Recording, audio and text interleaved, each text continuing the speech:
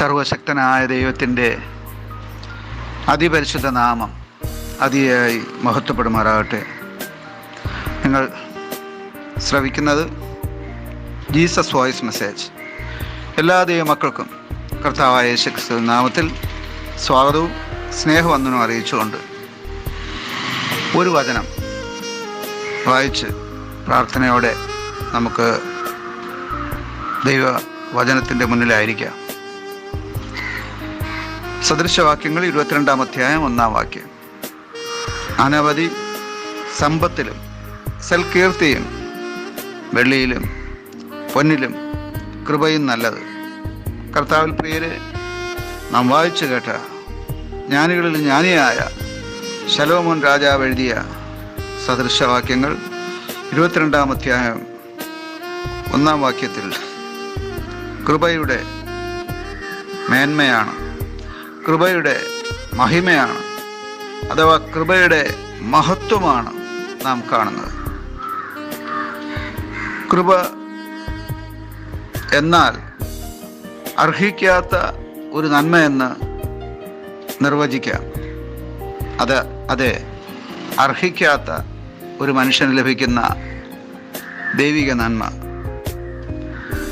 ഈ ദൈവിക നന്മ നല്ലത് എന്നാണ് ഇവിടെ പറയുന്നത്.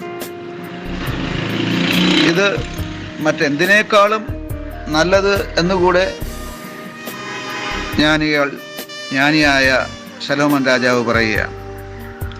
വെള്ളിയിലും പൊന്നിലും എന്ന് പറയുമ്പോൾ ഇതെഴുതപ്പെട്ട നാളുകളിൽ ഏറ്റവും കൂടുതൽ വിലയുള്ളതായി കണ്ടിരുന്നത് പണവും സ്വർണവും ഒക്കെ ആയിരുന്നു. അന്ന് വെള്ളി തൂക്കിക്കൊടുക്കുന്നതാണ് പണമായി ഉപയോഗിച്ചിരുന്നത്. അന്ന് നാണയങ്ങളും അതുപോലെ ഇന്നത്തെ രൂപത്തിലുള്ള രൂപയും വിപണിയിൽ ഉണ്ടായിരുന്നില്ല. വെള്ളി തൂക്കിക്കൊടുക്കുമായിരുന്നു, അതുപോലെ പൊന്ന് തൂക്കിക്കൊടുക്കുമായിരുന്നു. ഒരു വസ്തു വാങ്ങാനായിരുന്നാലും വിലയുള്ള എന്തു തന്നെ നമുക്ക് ആവശ്യമെങ്കിലും അത് വാങ്ങുവാൻ വെള്ളിയും പൊന്നുമാണ് ഉപയോഗിച്ചിരുന്നത്.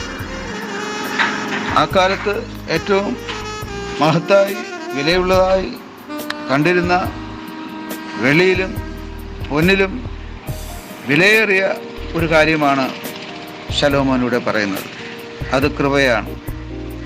ആ കൃപ ദൈവത്തിൽ നിന്ന് ലഭിക്കുന്ന ഒരു നന്മയാണ്. ഈ കൃപ ഓരോ മനുഷ്യനും അത്യന്താപേക്ഷിതമാണ്. നാം അർഹിക്കാത്ത, നാം പ്രാപിച്ചിട്ടില്ലാത്ത ഒരു നന്മ പ്രാപിക്കുവാൻ ഈ കൃപ അത്യന്താപേക്ഷിതമാണ്. ഒരുപക്ഷെ നാം എത്തിപ്പെടാൻ സാഹചര്യമില്ലാത്ത, അഥവാ അതിനുള്ള ഒരു അവകാശവുമില്ലാത്ത ഒരു ഇടത്തിൽ നാം എത്തിച്ചേരുവാൻ ഈ കൃപയ്ക്ക് കഴിയും എന്നുള്ളതാണ്. ഈ കൃപ ദൈവം മനുഷ്യന് നൽകുന്ന ഒരു സമ്മാനമാണ്. ഇത് നാം പ്രാപിച്ചാൽ മുന്നോട്ടുള്ള ജീവിത പ്രയാണത്തിന് നമുക്ക് അതൊരു വെളിച്ചമായിരിക്കും. ഒരിക്കൽ പൗലോസ് അപ്പോസ്തലൻ എന്ന മിഷണറി വര്യൻ തൻ്റെ ശരീരത്തിലുണ്ടായ അകാല വ്യാധി വളരെ ഭാരപ്പെട്ടു. അദ്ദേഹം ധനവാനായ ഒരു മനുഷ്യനായിരുന്നു. എല്ലാം ഉപേക്ഷിച്ച് ദൈവിക ശുശ്രൂഷയ്ക്കായി ഇറങ്ങി പുറപ്പെട്ടവൻ. എന്നാൽ അദ്ദേഹത്തിനുണ്ടായ അകാല വ്യാധി അദ്ദേഹത്തെ ഭയങ്കരമായി വേദനിപ്പിച്ചു. അദ്ദേഹത്തിന് ചെയ്യാൻ കഴിയുന്നതൊക്കെ അദ്ദേഹം ചെയ്തു. എന്നാൽ യാതൊരു കുറവുമുണ്ടായില്ല. ഒടുവിൽ അദ്ദേഹം ദൈവത്തോട് ആ വിഷയം സംബന്ധിച്ച് 3 പ്രാവശ്യം പ്രാർത്ഥിക്കുവാൻ ഇടയായി. ആ പ്രാർത്ഥനയ്ക്ക് മറുപടിയായി ദൈവം നൽകിയ ഒരു നന്മയാണ് കൃപ. എൻ്റെ കൃപ നിനക്ക് മതി എന്ന് ദൈവം പൗലോസ് അപ്പോസ്തലനോട് പറഞ്ഞു. ആ ദൈവം കൊടുത്ത കൃപയാണ് ശിഷ്ടകാലം ദൈവനാമ മഹത്വത്തിനു വേണ്ടി ഓടി നടന്ന് പ്രവർത്തിപ്പാൻ പൗലോസ് അപ്പോസ്തലനെ പ്രേരിപ്പിച്ചത്. അതേ, ആ കൃപ നമുക്കും പ്രാർത്ഥനയിലൂടെ പ്രാപിക്കാം. ആമേൻ, ആമേൻ.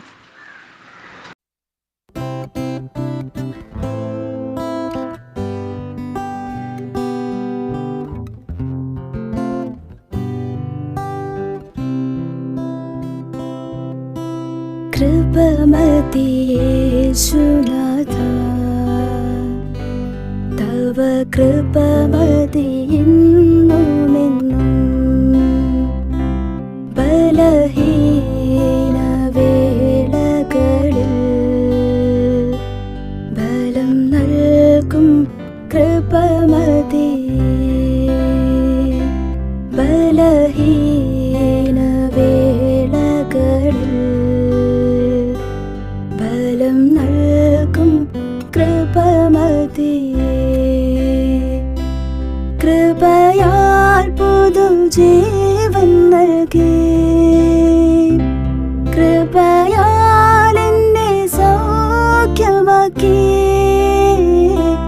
കൃപയാൽ പുതുജീവൻ നൽകി,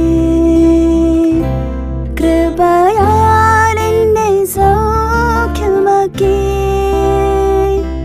കൃപയാൽ എന്നെ തിരഞ്ഞെടുത്തു,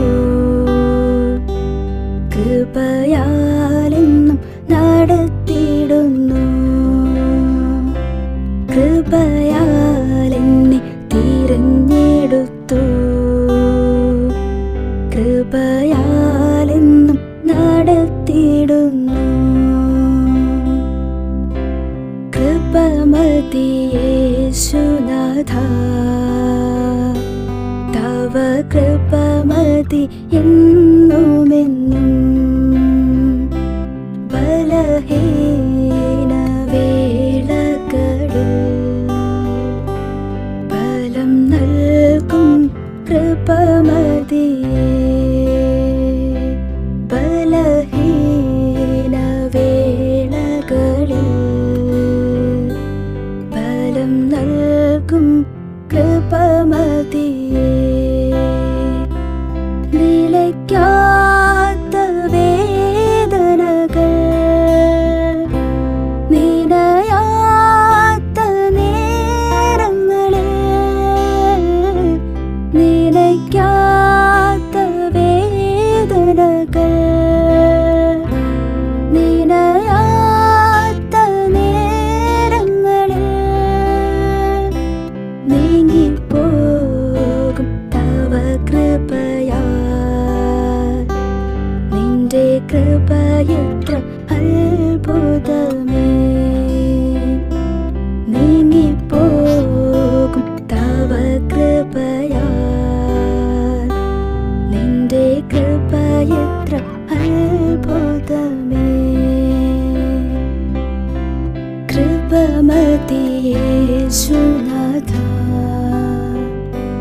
തവ കൃപമതി എന്നുമെന്നും. ബലഹീന വേളകളിൽ ബലം നൽകും കൃപമതി. ബലഹീന